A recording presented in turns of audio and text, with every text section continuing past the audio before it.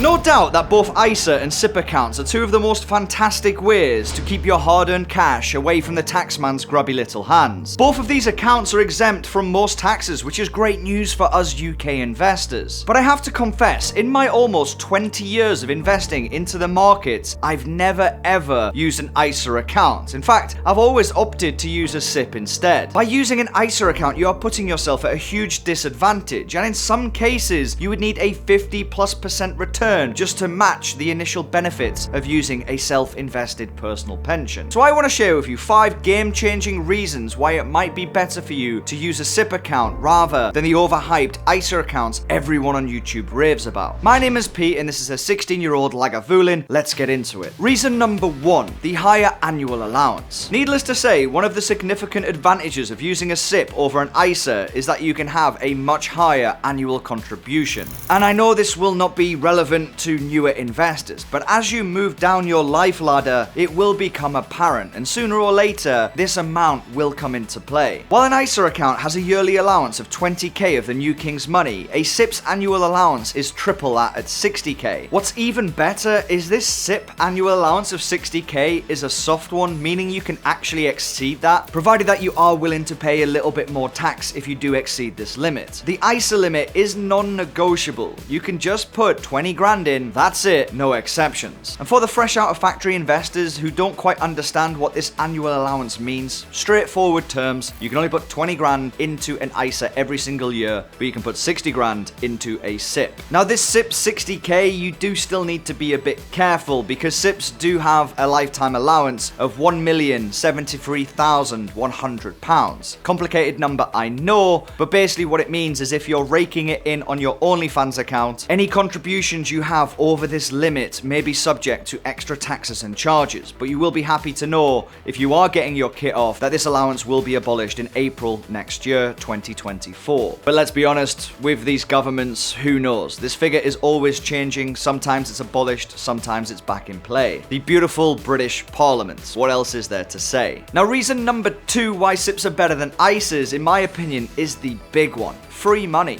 ISA stands for Individual Savings Account. That means that, unsurprisingly, the account is totally managed by you and you alone. No one else, not your spouse, not your employer, and not even your neighbor's cute guinea pig called Gary. Only you can make payments into your ISA account. But a SIPP is very different. You can ask your employer to pay directly into your pension, which can hugely benefit both you and your employer. Seriously, folks, if you're not doing this, I implore you to go and seek how your employer can contribute into your SIPP. I'm going to geek out a little bit here, so bear with me, but I'm going to prove this point. Suppose you want to invest £100 into an investing account. After you get this £100 and pay your tax on it and your national insurances, you will be left with around about £66.75p. If you invest this £66.75p into an ISA account, that's basically what you invest. This will then work for you tax-free and you'll have all the usual advantages. But if you use a SIPP, the government will provide you with a tax relief of £17 on this £66.75p, basically rewarding you for being a good little long-term saver. This means that instead of having £66.75p, you would now be investing £83.75p. You just got an extra £17 just for choosing a SIPP over an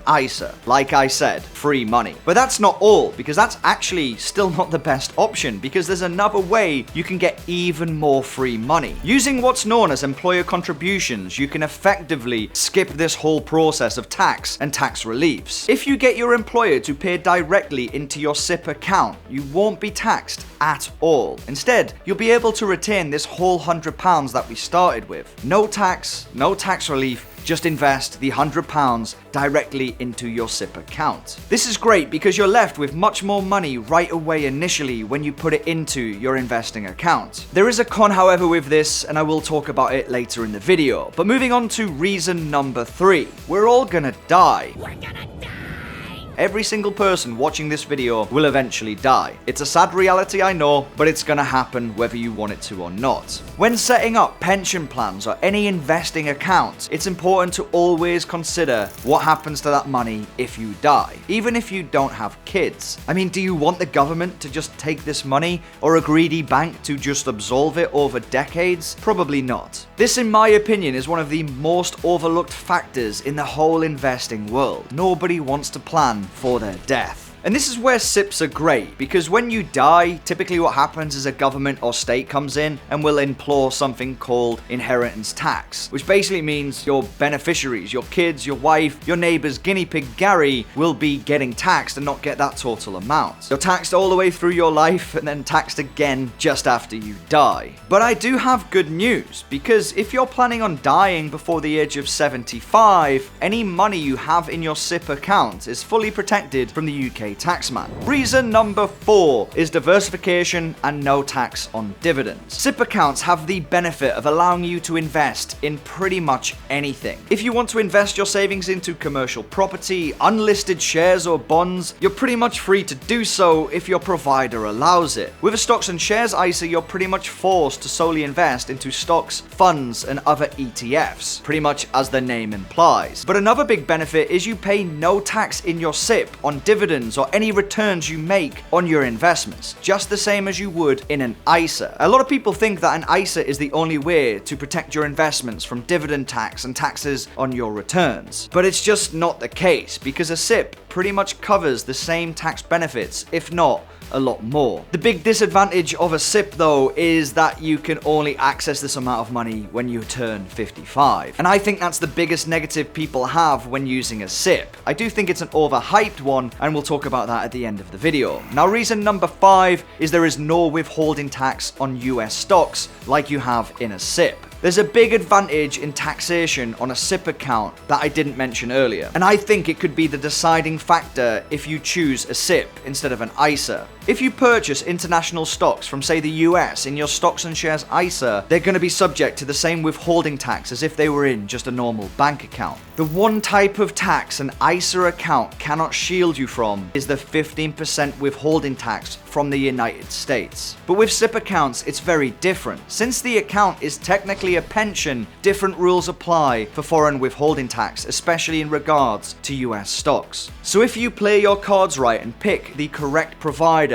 you can set yourself up to be paying 0% withholding tax on any shares you buy from the US via a SIPP, meaning that a SIPP account has a huge, massive advantage over an ISA account for those looking to invest abroad. And let's face it, every investor should have at least some coverage outside the UK. It's a much bigger market, and being real with you, the UK only accounts for about 5% of my total portfolio. Now, the results are clear. A SIPP is much better suited to grow your wealth faster over a long period of time, yet people still favor the ISA. I feel like this is only down to access. People feel they need to access their investments. And like I said, you can't access a SIPP until you're 55. But if you budget correctly, then this shouldn't be a big issue. You could always open both and put the majority of your money in a SIPP and still have something in an ISA for a rainy day. It all comes down to having a decent budget and plan. But reality is, you should not need to have an investing account that you are aiming to dip into continuously.